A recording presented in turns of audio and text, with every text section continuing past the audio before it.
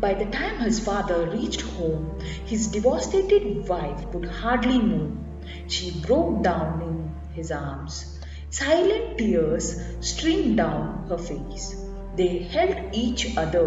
Their perfect family had been broken.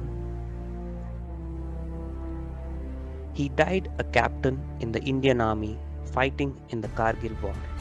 All his life, he was driven by his ambition to join the army, though he didn't surrender his empathy. He was born on 26th December 1976 in a hospital named after one of his ancestors. As a baby, he slept facing a portrait of his great-great-grandfather who was an army man. His family lovingly called him Robin, but he was officially named after the Indian Army's first indigenous tank. His name meant victory in the end. He often moved in his childhood due to his father's military postings, and the family was sometimes separated. But no matter where they went, the army followed. Even games with his neighborhood friends mimicked army drills. He would wait impatiently for his father to come home in the evenings to don his cap and march around the house with his cane. He spent his limitless energy outdoors, chasing butterflies and going to mock wars with the langurs. At 15, he had to move to Noida, Uttar Pradesh, to ensure he received good schooling, which would help him enter into the armed forces. This necessarily was sometimes very difficult to accept because it separated him from his family. He spent 1 year with his grandmother in Chandigarh in the National Cadet Corps but away from his parents.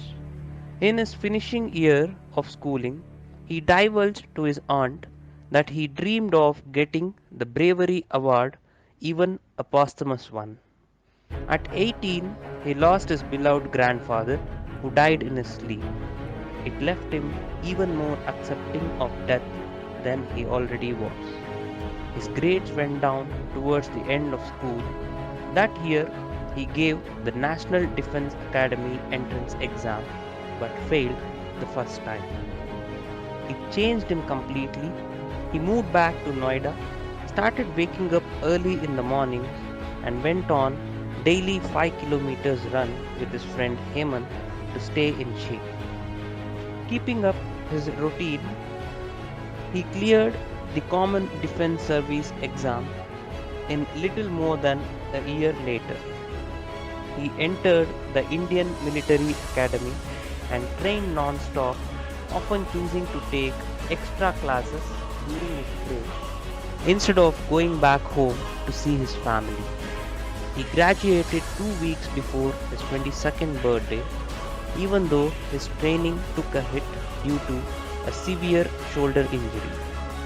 He joined the Rajputana Rifles and moved to Kupwara, Kashmir for the counter-insurgency training. Writing a letter back to his loved ones, he described how Kupwara had turned him into Sher Khan, the tiger from one of his favorite childhood stories, The Jungle Book. In June 1999, India and Pakistan were in the armed conflict in Kargil region. He and his company were operating at 16,000 feet. He was part of the Indian Army's first victory recapturing Tolling. Victory was sad by the loss of many soldiers. When he was ordered to fall back by a commanding officer, he said, "I don't want to lose so many men again." And he engaged. He died in the firing of machine gun. The Rajputana rifle won the battle, but lost 63 soldiers.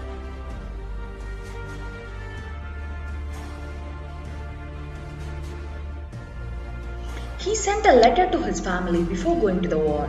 "Dearest Papa, Mama, Buddy and Granny, by the time you get this letter, I will be observing you all from the sky, enjoying the hospitality of Apsaras. I have no regrets.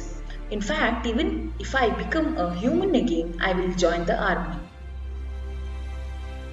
Then 2 months later, he was posthumously awarded Veer Chakra. He is the Captain Vijayant Thapar, one of the many in Kargil war, who strongly risks being forgotten.